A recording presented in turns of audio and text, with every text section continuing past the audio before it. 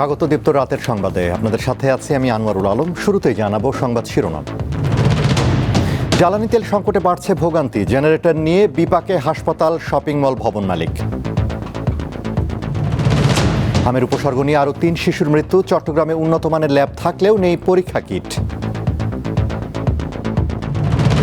দীর্ঘ 16 বছর পর আবার প্রাথমিক বৃত্তি পরীক্ষা শুরু, 3 পার্বত্য জেলায় শুরু হচ্ছে আগামী শুক্রবার।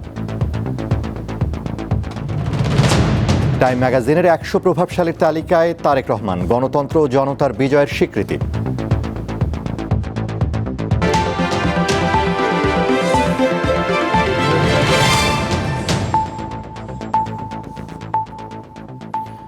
এবারে বিস্তারিত। একদিকে বৈশাখের তপ্ত রোদ, অন্যদিকে সড়কে ঘন্টার পর ঘন্টা তেলের জন্য অপেক্ষা। সব মিলিয়ে চরম দুর্ভোগে সময় পার করছেন যানবাহন চালকেরা। গত 1.5 মাস ধরে চলা জ্বালানি তেল নিয়ে এমন চিত্র রাজধানী ঢাকা সহ সারা দেশের। সরবরাহে ঘাটতি থাকায় বেশিরভাগ ফিলিং স্টেশন থেকেই পূর্ণ মাত্রায় তেল দেওয়া বন্ধ রয়েছে। ফলে যেগুলো চালু রয়েছে সেখানে তেল নিতে যানবাহনের চাপ পড়ছে বেশি।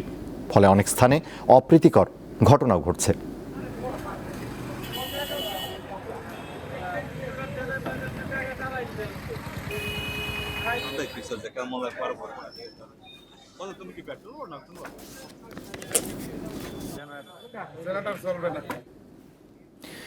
জ্বালানি তেলের সংকট না কাটায় গ্রাহকদের ভোগান্তি চরমে পৌঁছেছে।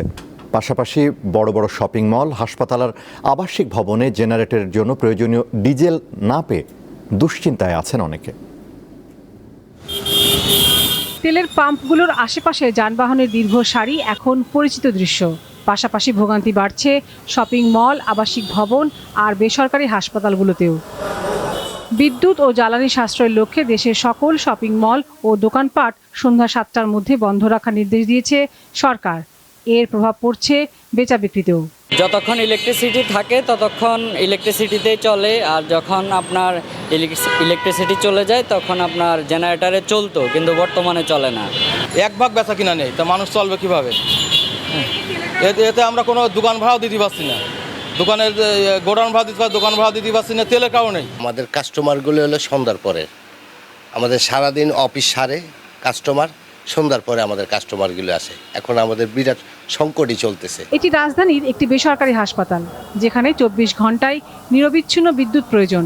লোডশেডিংয়ের সময় তাই দরকার পড়ে ডিজেলেরও। তাই জেনারেটরের জন্য প্রয়োজনীয় জ্বালানি তেল আনতে এখন ভোগান্তিতে পড়তে হচ্ছে হাসপাতাল কর্তৃপক্ষকে। আমার এখানে 1 ঘন্টা যদি যা কারেন্ট না থাকে, আমার প্রায় 100 লিটার প্লাস ডিজেল লাগতেছে। তো দেখা গেছে যদি 500 লিটার ডিজেলের জন্য যায়, আমাদেরকে দিবে 200 লিটার বা 100 লিটার এরকম দিচ্ছে আর কি। তো সবচেয়ে বড় ব্যাপারটা হচ্ছে একটা টাইম। আমার এই তেলের জন্য গেলে 2-3 ঘন্টা লাইনে দাঁড়াই আমাকে কিন্তু নিতে হচ্ছে। আবার রাজধানীর বড় বড় আবাসিক ভবনেও বিদ্যুৎ চলে গেলে লিফট চালু রাখা সহ বিভিন্ন কাজে জেনারেটর প্রয়োজন হয়। জ্বালানি সংকটে এখন তারাও আছেন বিপদে। আমাদের যে পরিমাণ তেল লাগে, বর্তমানে ওই পরিমাণ আমি চাহিদা মেটাতে পারি না কারণে আমার লাগে 60 লিটার, আমাদের ওরা দেয় বর্তমানে 30 লিটার। তেলের সময়ের কারণে পুরো তেল দিতে পারে না। দ্রুত এই সমস্যার সমাধান চান ভুক্তভোগীরা। লাবণী গুহ, দীপ্ত সংবাদ, ঢাকা। আগামী 2 মাস দেশের জ্বালানি সরবরাহ স্বাভাবিক থাকবে বলে জানিয়েছেন জ্বালানি বিভাগের যুগ্ম সচিব মনির হোসেন চৌধুরী। বুধবার দুপুরে সচিবালয়ে জ্বালানি পরিস্থিতি নিয়ে ব্রিফিংয়ে তিনি একথা জানান। যুগ্ম সচিব বলেন, বর্তমানে দেশে পর্যাপ্ত জ্বালানি মজুদ রয়েছে, যা স্বাভাবিক চাহিদা মেটাতে সক্ষম। ডিজেল, অকটেন, পেট্রোল ও জেট ফুয়েলের মজুদ সন্তোষজনক বলেও উল্লেখ করেন তিনি। জ্বালানি বিভাগের মুখপাত্র আরও বলেন, প্রতি মাসে জ্বালানির দাম সমন্বয় করা হয় এবং এপ্রিল মাসেও তা করা হয়েছে। পরিস্থিতি বিবেচনা করে আগামী মাসে দাম নির্ধারণ করা হবে। যুদ্ধটা আগে আমরা বিবিসি বা ভয়েস অফ আমেরিকায় শুনতাম, আর এখন আমি এটা লাইভ দেখছি। এতে একটা সাইকোলজিক্যাল প্রেশার মানুষের উপর পড়ছে। এটা হতে পারে এরকম, কিন্তু আমরা আমাদের সরবরাহ কোনোভাবেই কমাচ্ছি না, এবং সরবরাহ যা আমরা আজকে সকালেও আমি এমডিদেরকে বলেছি যে গতবারের চেয়ে যাতে কোনো পেট্রোল পাম্পে 1 লিটার তেলও কম না হয়। দুটো ক্ষেত্রে আমরা এনশিওর করার চেষ্টা করছি, একজন কৃষকও যাতে বলতে না পারে যে তিনি ডিজেল পাচ্ছেন না। দেশে হাম ও হামের উপসর্গ নিয়ে ২৪ ঘন্টায় আরও ৩ শিশুর মৃত্যু হয়েছে। এর মধ্যে একটি শিশু হামের মৃত্যুর বিষয়টি নিশ্চিত করেছে স্বাস্থ্য অধিদপ্তর। বাকি ২ শিশু হামের উপসর্গ নিয়ে মারা গেছে। একই সময় হামের উপসর্গ নিয়ে দেশের বিভিন্ন হাসপাতালে ভর্তি হয়েছে ৬৬৬ শিশু। এদের মধ্যে হাম শনাক্ত হয়েছে ৭৬ জনের। বুধবার স্বাস্থ্য অধিদপ্তরের প্রতিবেদনে এ তথ্য জানানো হয়। এই হিসাব ১৪ এপ্রিল সকাল ৮টা থেকে আজ সকাল ৮টা পর্যন্ত। স্বাস্থ্য অধিদপ্তর জানিয়েছে, গত ২৪ ঘন্টায় হাম ও হামের উপসর্গ নিয়ে মারা যাওয়া ৩ শিশুই ঢাকা বিভাগের। এই সময় সর্বোচ্চ ৬১ জনের হাম শনাক্ত হয়েছে ঢাকা বিভাগে, ১২ জনের হাম শনাক্ত হয়েছে রাজশাহী বিভাগে, আর ৩ জন হাম রোগী শনাক্ত হয়েছে সিলেট বিভাগে।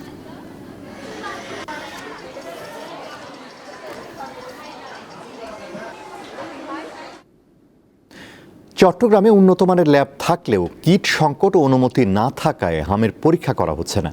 ফলে নমুনা পাঠাতে হচ্ছে ঢাকায়। এতে লাগছে অনেক সময়, বাড়ছে জটিলতা। চট্টগ্রামের ফৌজদারহাটে Bangladesh Institute of Tropical and Infectious Diseases BITID-তে হাম শনাক্তের জন্য প্রয়োজনীয় ল্যাব সুবিধা আছে। বায়োসেফটি লেভেল 3 মানের পরীক্ষাগার এটি। প্রতিদিন অন্তত ১০০ হাম রোগীর নমুনা পরীক্ষার সক্ষমতা আছে এখানে, কিন্তু সংশ্লিষ্ট কর্তৃপক্ষের অনুমতি না মেলায় এখনও পরীক্ষা শুরু করা যাচ্ছে না। BITID কর্তৃপক্ষ জানিয়েছে, মার্চের শেষ দিকে স্বাস্থ্য মন্ত্রণালয়ের কাছে অনুমতি এবং কিট চেয়ে আবেদন করা হয়েছে, তবে এখনো কোনো সাড়া মেলেনি। সবার এটা কোয়েরি যে এখানে ল্যাবটা চালু হচ্ছে না কেন। তো এটা এই কথাটা আমরা উদ্বোধন কর্তৃপক্ষকে জানানো হয়েছে যে আপনারা এটা আমরা যদি চালু করি এটার জন্য জনগণের সুবিধা হবে। এদিকে চট্টগ্রামের বিভিন্ন হাসপাতালে হাম উপসর্গ নিয়ে রোগীর সংখ্যা ক্রমে বাড়ছে। বিশেষ করে টিকার বাইরে থাকা শিশুদের মধ্যে ঝুঁকি বেশি। সংশ্লিষ্টরা বলছেন, ঢাকায় নমুনা পাঠানোর পর ফল পেতে যেখানে কয়েকদিন সময় লাগে, সেখানে স্থানীয়ভাবে পরীক্ষা চালু হলে এতে সময় লাগবে না। এতে দ্রুত রোগ শনাক্ত হবে এবং সংক্রমণ নিয়ন্ত্রণেও সুবিধা হবে। যাদের এখনো গত 6 মাসের মধ্যে ভিটামিন এ ক্যাপসুল খায়নি, তারা যেন ভিটামিন এ ক্যাপসুলটা নিকটবর্তী স্বাস্থ্যকেন্দ্রে যোগাযোগ করে তাদের বয়স অনুযায়ী ডোজ ঠিক করে খেয়ে নিয়ে শিশুর পুষ্টিমান যেন ঠিক রাখা হয় এবং যাতে শিশুকে একটু স্বাস্থ্যকর পরিবেশে রাখা যায়, এটা চেষ্টা করলে আমার মনে হয় হাম খুব বেশি ভয় পাওয়ার কিছু নেই। বিভাগীয় স্বাস্থ্য পরিচালক জানান, বিষয়টি দ্রুত সমাধানে ঊর্ধ্বতন মহলের সঙ্গে যোগাযোগ অব্যাহত রয়েছে। নমুনা পরীক্ষার বিষয়ে এই সিদ্ধান্ত আসে আমাদের কেন্দ্রীয়ভাবে, সেন্ট্রালি, এবং এই মুহূর্তে IPH ছাড়া সারা বাংলাদেশের আর কোথাও এই টিকা এই স্যাম্পলগুলো পরীক্ষা করার কোনো সুযোগ এখন আমরা তৈরি করতে পারি নাই। বিশেষজ্ঞরা বলছেন, হাম অত্যন্ত সংক্রামক হওয়ায় দ্রুত শনাক্ত ও আইসোলেশন জরুরি, কিন্তু পরীক্ষার ফল পেতে দেরি হলে আক্রান্ত ব্যক্তি অজান্তে অন্যদের মধ্যে সংক্রমণ ছড়িয়ে দিতে পারে। ফলে প্রাদুর্ভাব নিয়ন্ত্রণ আরও কঠিন হয়ে ওঠে। রুনা আনসারি, দীপ্ত সংবাদ, চট্টগ্রাম। দীর্ঘ ১৬ বছর পর সারা দেশে আবারও শুরু হয়েছে প্রাথমিকের বৃত্তি পরীক্ষা। বুধবার পাহাড়ের ৩ জেলা বাদে ৬১ জেলায় একসাথে শুরু হয়েছে পরীক্ষা। প্রথম দিনে বাংলা পরীক্ষা সকাল 10টা থেকে শুরু হয়ে চলে দুপুর 12:30 পর্যন্ত। ৩ পার্বত্য জেলায় বৃত্তি পরীক্ষা শুরু হবে আগামী শুক্রবার। দেশের সবশেষ প্রাথমিক বৃত্তি পরীক্ষা অনুষ্ঠিত হয়েছিল ২০০৮ সালে। এরপর ২০০৯ সাল থেকে PSC পরীক্ষা চালু হওয়ায় এই আলাদা বৃত্তি পরীক্ষা বন্ধ হয়ে যায়। ১৬ বছর পর পুনরায় এই পরীক্ষা শুরু হয়েছে। প্রায় সবকটা কোশ্চেনের উত্তর দিতে পেরেছি। বাচ্চাদের মেধার মূল্যায়নটা হচ্ছে, তারা একটু লেখাপড়ার প্রতি অ্যাক্টিভ থাকছে সব সময়। একই সঙ্গে ক্লাস 5 এবং ক্লাস 6 পড়া অনেকে আমরা ক্যাডেট করতেছি, একটু চাপ হয়েছে। পরীক্ষাটা দিলেও অনেক বাচ্চা কাচ্চার সাহস বাড়বে। দীর্ঘ বিরতির পর প্রাথমিকের এই বৃত্তি পরীক্ষা চালু হওয়ায় খুশি শিক্ষকরাও। শুধু ছাত্রছাত্রীরা উৎসাহিত না, অভিভাবক থেকে শুরু করে শিক্ষকবৃন্দ সবাই উৎসাহিত অংশগ্রহণ করছে। খুবই কম অনুপস্থিতির সংখ্যা আমরা লক্ষ্য করেছি। তো আনন্দমুখর পরিবেশেই তারা পরীক্ষা দিচ্ছে। পরীক্ষাটি মূলত গত বছরের ডিসেম্বরে অনুষ্ঠিত হওয়ার কথা ছিল, কিন্তু পরে তা স্থগিত করা হয়। 16 এপ্রিল ইংরেজি, 17 এপ্রিল প্রাথমিক গণিত এবং 18 এপ্রিল বাংলাদেশ ও বিশ্ব পরিচয় এবং প্রাথমিক বিজ্ঞান বিষয়ের পরীক্ষা হবে। প্রতিটি পরীক্ষা সকাল 10টা থেকে দুপুর 12:30 পর্যন্ত চলবে। বিশেষ চাহিদা সম্পন্ন পরীক্ষার্থীদের অতিরিক্ত 30 মিনিট সময় দেওয়া হবে। ম্যামটা অনেক ভালো ছিল, অনেক হেল্প করছে আমাদের, কোশ্চেন বুঝাই দিয়েছে অনেক ভালোভাবে। পর্যন্ত রচনাটা হয়তো একটু ভালো হলে ভালো হতো। আসলে আমি বৃত্তি পাবো কি পাবো না সেটা ঠিক নেই, কিন্তু প্রশ্নটা সহজ ছিল এবং আমি খুব ভালো লিখে এসেছি আলহামদুলিল্লাহ। রাঙামাটি, খাগড়াছড়ি ও বান্দরবন এই 3 পার্বত্য জেলায় আলাদা সময়সূচির অধীনে 17 এপ্রিল থেকে পরীক্ষা অনুষ্ঠিত হবে। সাদিয়া চৌধুরী, দীপ্ত, বার্তা কক্ষ। আগামী 1 জুলাই থেকে 5 বছর মেয়াদী পঞ্চম প্রাথমিক শিক্ষা উন্নয়ন কর্মসূচি শুরু হচ্ছে বলে জানিয়েছেন প্রধানমন্ত্রী তারেক রহমান। বুধবার সকালে জাতীয় সংসদে এক প্রশ্নের জবাবে তিনি কথা জানান। এর আগে স্পিকার হাফিজউদ্দিন আহমদের সভাপতিত্বে সংসদের অধিবেশন শুরু হয়। প্রশ্নোত্তর পর্বে প্রধানমন্ত্রী আরও জানান, পর্যটন খাত এগিয়ে নিতে পায়রা কুয়াকাটা ইকো ট্যুরিজম পরিকল্পনা করা হচ্ছে। এছাড়া প্রতিরক্ষা ব্যবস্থা সুদৃঢ় রাখতে সরকার সশস্ত্র বাহিনীর সক্ষমতা বৃদ্ধি ও সময়োপযোগী শক্তিতে রূপান্তর করার বিভিন্ন পদক্ষেপ নিয়েছে।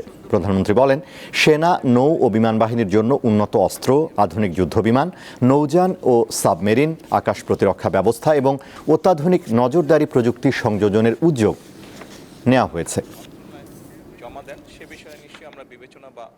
শিক্ষকদের শিক্ষার মান এবং দক্ষতা বৃদ্ধির লক্ষ্যে বিশেষ প্রশিক্ষণ কর্মসূচির আওতায় আনার ওপর গুরুত্ব প্রদান করা হয়েছে। বর্তমানে প্রাথমিক বিদ্যালয়গুলোতে মোট শিক্ষকের সংখ্যা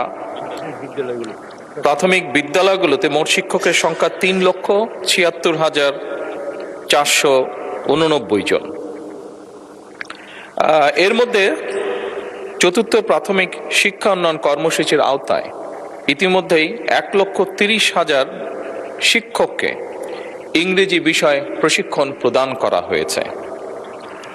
মাননীয় সংসদ সদস্য, আপনি জেনে আনন্দিত হবেন যে আগামী 1 জুলাই 2026 হতে 5 বছর মেয়াদী পঞ্চম প্রাথমিক শিক্ষা উন্নয়ন কর্মসূচি সরকার শুরু করতে যাচ্ছে এবং এই কর্মসূচির মাধ্যমে অবশিষ্ট যে শিক্ষকবৃন্দ আছেন তাদেরকেও ইংরেজি বিষয়ে শিক্ষা প্রদানের পরিকল্পনা বর্তমান সরকারের রয়েছে। খ্যাতনামা মার্কিন সাময়িকী টাইম ম্যাগাজিন প্রকাশিত বিশ্বের 100 প্রভাবশালী ব্যক্তির তালিকায় স্থান পেয়েছেন বাংলাদেশের প্রধানমন্ত্রী তারেক রহমান। বুধবার 2026 সালের প্রভাবশালী 100 ব্যক্তির তালিকা প্রকাশ করে টাইম ম্যাগাজিনে। তারেক রহমানকে নিয়ে মুখবন্ধ লিখেছেন টাইমের সিঙ্গাপুর ব্যুরো অফিসের সম্পাদক ও ভূ রাজনীতি বিশেষজ্ঞ চার্লি ক্যাম্বেল। প্রতিবেদন অনুযায়ী দীর্ঘ নির্বাসন শেষে বাংলাদেশের রাজনীতিতে তারেক রহমানের প্রত্যাবর্তন এবং সাম্প্রতিক রাজনৈতিক উত্থান তাকে এই তালিকায় জায়গা করে দিয়েছে। সোশ্যাল মিডিয়া পোস্টে স্বাগত জানিয়ে প্রধানমন্ত্রীর উপদেষ্টা মাহাদি আমিন এ অর্জনকে ঐতিহাসিক, বাংলাদেশের জন্য গৌরব, আবেগ ও গণতান্ত্রিক মাইলফলক হিসেবে উল্লেখ করেন। তিনি লিখেছেন, এই বৈশ্বিক স্বীকৃতি গণতন্ত্র, জনতা ও বাংলাদেশের বিজয়।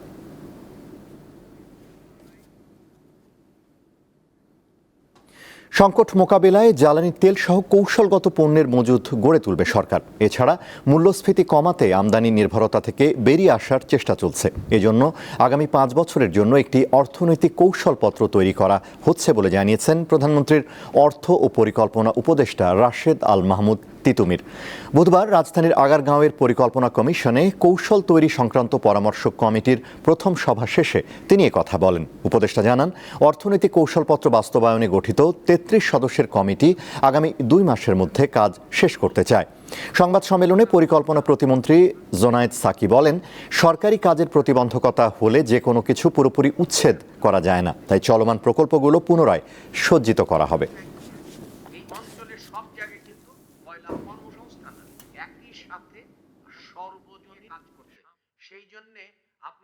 যে কৌশলগত মজুদ থাকতে হবে, অর্থাৎ সেটা খাদ্য নিরাপত্তার ক্ষেত্রে এবং সেটা জ্বালানি নিরাপত্তার ক্ষেত্রে।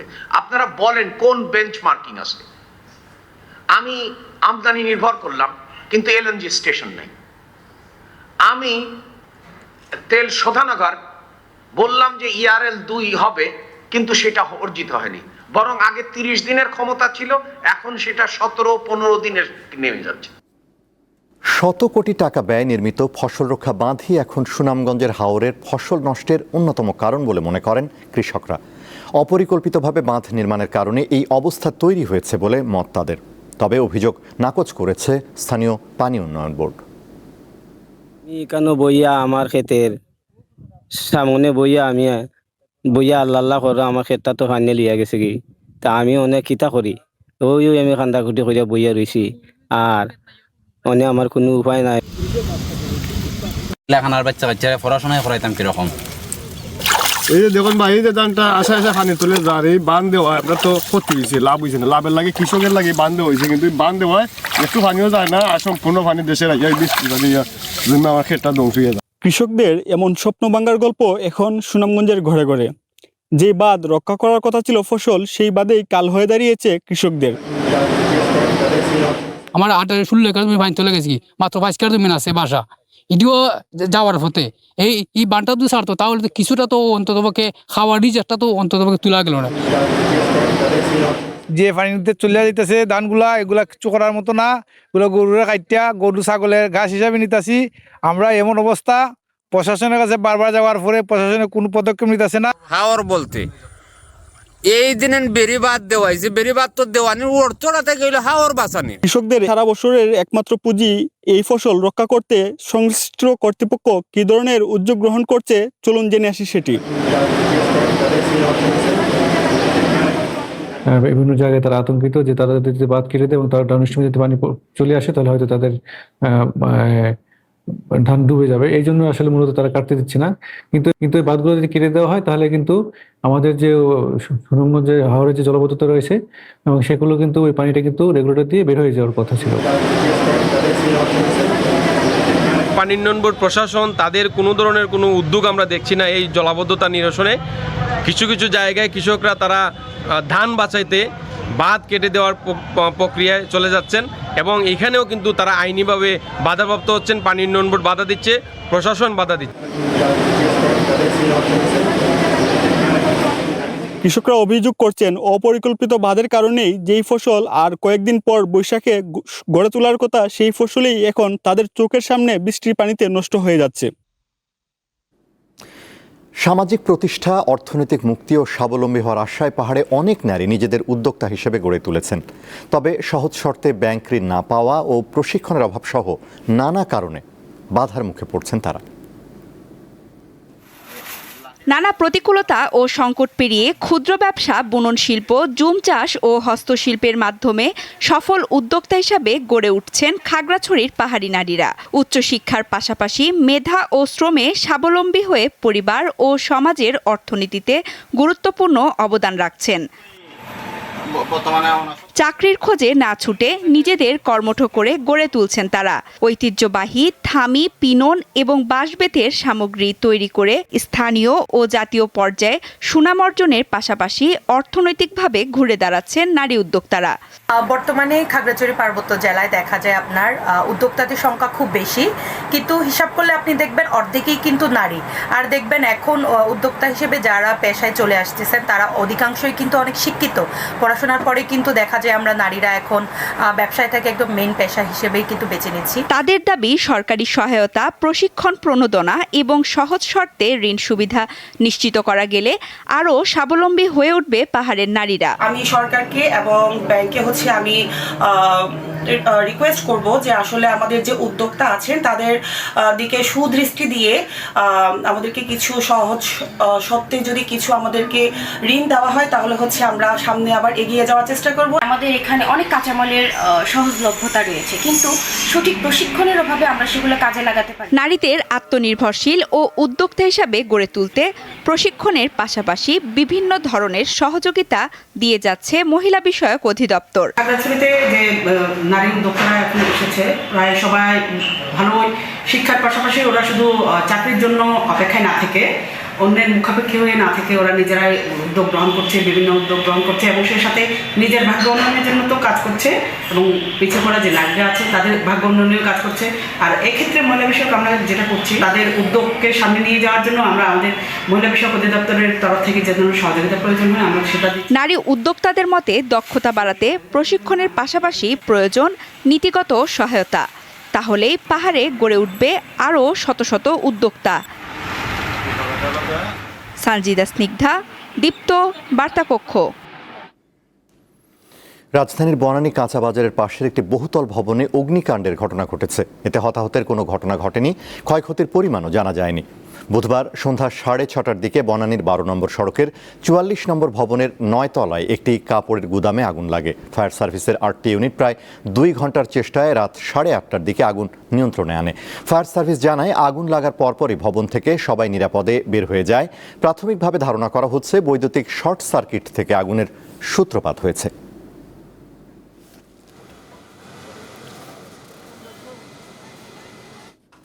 আন্তর্জাতিক। ইরানের বন্দর এলাকায় মার্কিন নৌ অবরোধ অব্যাহত থাকলে পারস্য উপসাগর এবং ওমান সাগরের পাশাপাশি লোহিত সাগরের বাণিজ্য পথ বন্ধ করে দেওয়ার হুঁশিয়ারি দিয়েছে তেহরান। অপরদিকে যুক্তরাষ্ট্রের বার্তা নিয়ে ইরানে পৌঁছেছেন পাকিস্তানের সেনাপ্রধান ফিল্ড মার্শাল আসিম মুনির। এছাড়া হিজবুল্লাহপন্থী গণমাধ্যম বলছে, আজ রাত থেকেই লেবাননে 1 সপ্তাহের যুদ্ধবিরতি কার্যকর হবে, যদিও বিষয়টি নিশ্চিত করেনি ইসরায়েল। ইরানের সাথে যুক্তরাষ্ট্র ও ইসরায়েলের যুদ্ধ বন্ধ করতে বিশ্বজুড়ে চলছে নানামুখী প্রচেষ্টা। ইসলামাবাদে প্রথম দফার আলোচনা ভেস্তে যাওয়ায় ইরান ও যুক্তরাষ্ট্রকে দ্বিতীয়বারের মতো একসাথে করতে মরিয়া পাকিস্তান। সেই লক্ষ্যে এবার ইরানে গেছেন পাকিস্তানের সেনাপ্রধান ফিল্ড মার্শাল আসিম মুনির, যার মূল উদ্দেশ্য যুক্তরাষ্ট্রের একটি বার্তা ইরানের কাছে পৌঁছে দেয়া। এছাড়া ইরান ও যুক্তরাষ্ট্রকে পুনরায় আলোচনার টেবিলে বসানোর চেষ্টায় আজ 4 দিনের সফরে সৌদি আরব, কাতার ও তুরস্কে গেছেন পাকিস্তানের প্রধানমন্ত্রী শাহবাজ শরীফ। দেশটির পররাষ্ট্র মন্ত্রণালয় জানায়, সরকারি এই সফরে সৌদি আরব ও কাতারে দ্বিপাক্ষিক বৈঠক হবে, আর তুরস্কে দেশটির প্রেসিডেন্ট রিসেপ তাইয়েপ এরদোয়ান সহ অন্যান্য নেতার সঙ্গে আলোচনা করবেন শাহবাজ। এদিকে ইরানকে অস্ত্র না দিতে চীনের প্রেসিডেন্ট শি জিনপিংকে চিঠি পাঠিয়েছেন মার্কিন প্রেসিডেন্ট ডোনাল্ড ট্রাম্প। এর আগে ইরানকে সামরিক সহায়তা দেওয়ার অভিযোগে ট্রাম্প চীনা পণ্যের উপর নতুন করে শুল্ক আরোপের হুমকি দেন। তবে এই অভিযোগ নাকচ করে চীন। এমনকি যুক্তরাষ্ট্র অতিরিক্ত শুল্ক আরোপ করলে পাল্টা ব্যবস্থা নেওয়ার হুঁশিয়ারি দিয়েছে বেইজিং। মার্কিন অবরোধের মুখে ইরানি বন্দর থেকে আসা 8টি তেলবাহী জাহাজ ফেরত পাঠিয়েছে মার্কিন নৌবাহিনী। বন্দরে মার্কিন নৌ অবরোধ অব্যাহত থাকলে পারস্য উপসাগর, ওমান সাগরের পাশাপাশি লোহিত সাগরের বাণিজ্য পথও বন্ধ করে দেওয়ার হুঁশিয়ারি দিয়েছে তেহরান। লেবাননের হিজবুল্লাহপন্থী গণমাধ্যম আল মায়াদিন এক ইরানি কর্মকর্তার বরাত দিয়ে জানিয়েছে, লেবাননে 1 সপ্তাহের যুদ্ধবিরতি আজ রাত থেকেই কার্যকর হবে। তবে ইসরায়েলি গণমাধ্যম বলছে, এই বিষয়ে এখনো সিদ্ধান্ত নেয়নি ইসরায়েলি সরকার। ওয়াশিংটনে সরাসরি আলোচনার পর ইসরায়েল ও লেবানন উভয় পক্ষ দ্বিতীয় দফার বৈঠকে বসতে সম্মত হয়েছে বলে জানা গেছে। ইসরায়েলি হামলায় এ পর্যন্ত 3.5 লাখের বেশি শিশু বাস্তুচ্যুত হয়েছে বলে জানিয়েছে লেবানন সরকার। আশরাফ শুভ, দীপ্ত, বার্তাকক্ষ। খেলার খবর। শুক্রবার মিরপুরে প্রথম ওয়ানডেতে মুখোমুখি হবে বাংলাদেশ ও নিউজিল্যান্ড। এর প্রস্তুতি হিসেবে বুধবার মিরপুরে অনুশীলন করে 2 দল। 3 ম্যাচের সিরিজ জয়ের পরিকল্পনার পাশাপাশি পরস্পরকে সমীহ করছে নিউজিল্যান্ড ও বাংলাদেশ।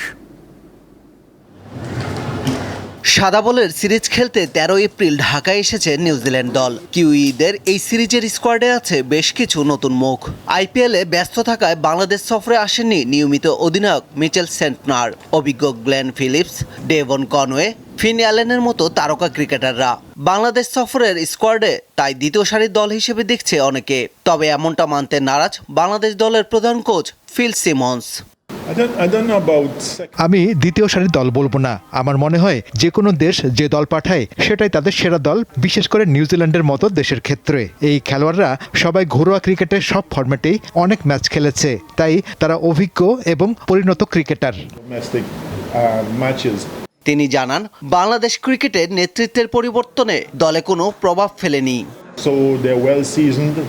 আমার কাজ হলো দলকে প্রস্তুত করে তোলা। বোর্ড পরিবর্তনে কোচিং গ্রুপের কাজে কোনো প্রভাব ফেলেনি। ঢাকায় আসার পর বুধবার প্রথমবারের মতো অনুশীলন করে নিউজিল্যান্ড দল। পরে সংবাদ সম্মেলনে দলের প্রতিনিধি হয়ে কথা বলেন কোচ রব ওয়াল্টার। নাহিদ রানা দারুণ কোয়ালিটি ফাস্ট বোলার। বাংলাদেশ দলের প্রতিভা সে। এই সিরিজটি চ্যালেঞ্জিং হবে। সিরিজের প্রথম ওয়ানডে 2টি হবে মিরপুর, এরপর তৃতীয় ও শেষ ওয়ানডে হবে চট্টগ্রামে।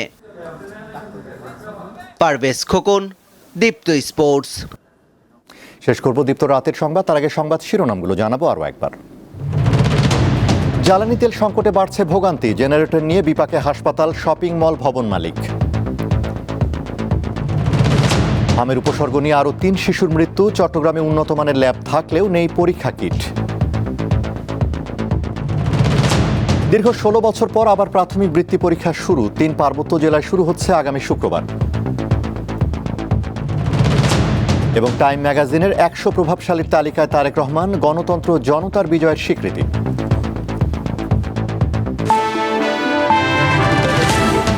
এই ছিল এখনকার মতো। এছাড়া আরও তথ্য বিনোদনের খবর পেতে যুক্ত থাকুন দীপ্ত টিভির ডিজিটাল প্ল্যাটফর্মগুলোতে। ধন্যবাদ।